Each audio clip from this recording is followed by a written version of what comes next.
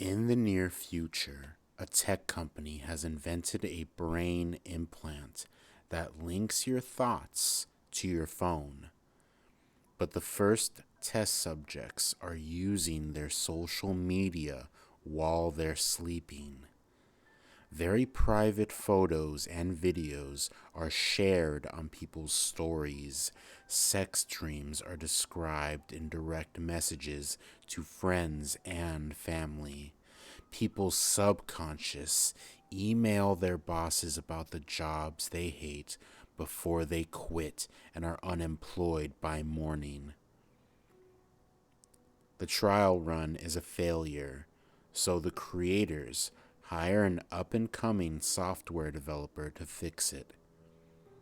And after Brandon successfully programs the device to block nocturnal brainwaves, they pay him a huge bonus. While before he struggled to even make rent on the 2-bedroom he shares with his friend Hillary, he can now afford a gym membership, a skincare routine, new clothes, and the latest self-driving Tesla.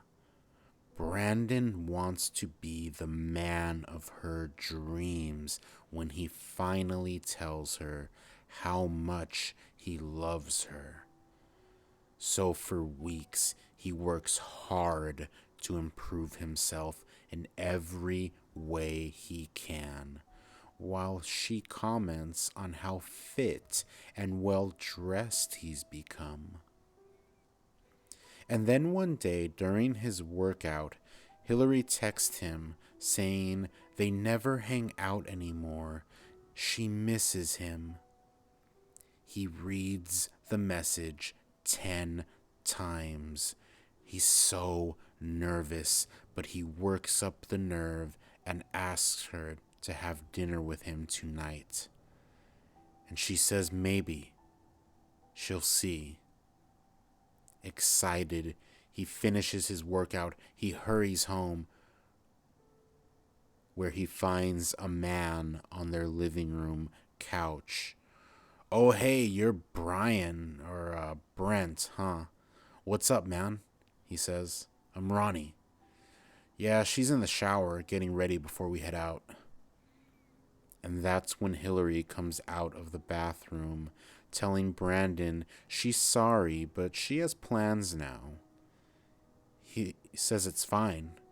He's not feeling well anyway, before heading to bed. And that's where he stays, forcing his eyes closed, trying not to think of them, before drifting off to sleep. And because Brandon programmed the software to block sleeping minds, his can unblock it. So under the covers, his phone lights up and starts hacking Hillary's, reading her messages and tracing them back to Ronnie's. Then it gets his credit card and calendar information, ordering a dozen packages to be rushed delivered to his house on Tuesday when she meets him again. So on Tuesday, when Hillary shows up on Ronnie's front porch, it's full of 3-foot-tall brown boxes.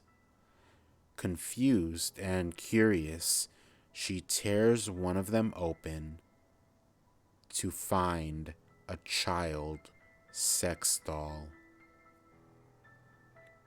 She's horrified as he opens the door to greet her.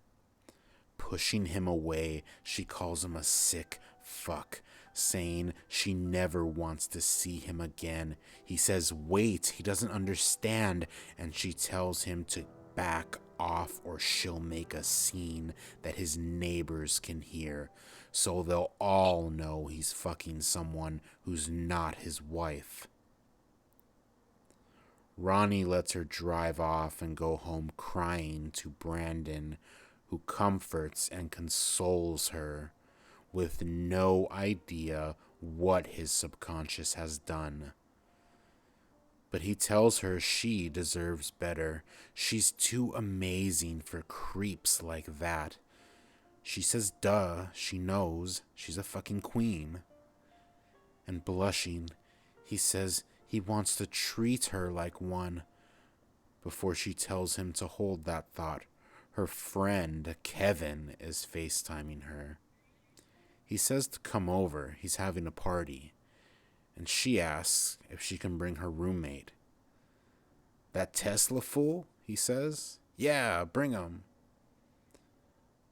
Hillary tells Brandon to hurry up and get ready, and rushes to her room to do the same. Afterwards, they take his car to Kevin's, figuring if they get too drunk, it can drive them back.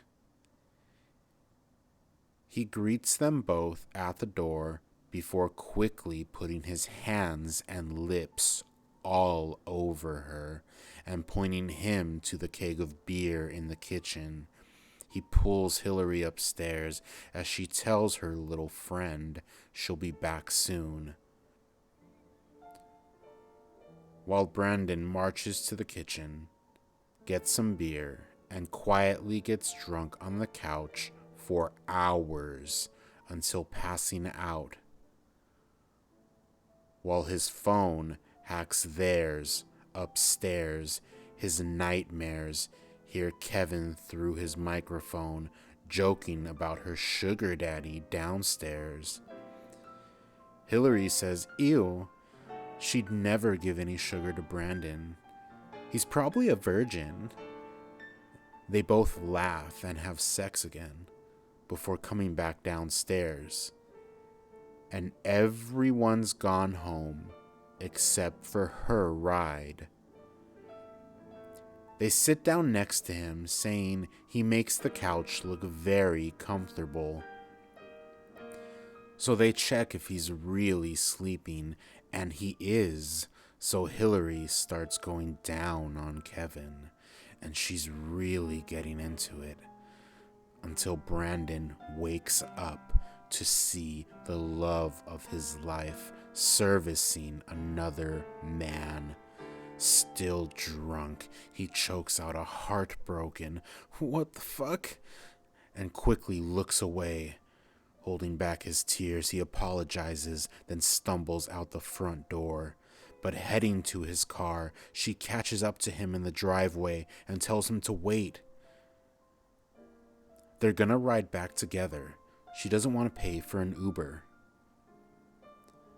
So they get in his Tesla and tell it to drive them home. And while falling asleep on the freeway, he listens to her send voice notes to Kevin, whispering and trying not to laugh. She's betting that she can probably get Brandon to buy her a Tesla too. Kevin says women are so twisted and asks how long has he wanted to fuck her. But she corrects him, saying Brandon doesn't just want sex. He's in love with her. He worships her. And why shouldn't he? It's why he does whatever she says and gives her whatever she wants. And that's when Brandon passes out,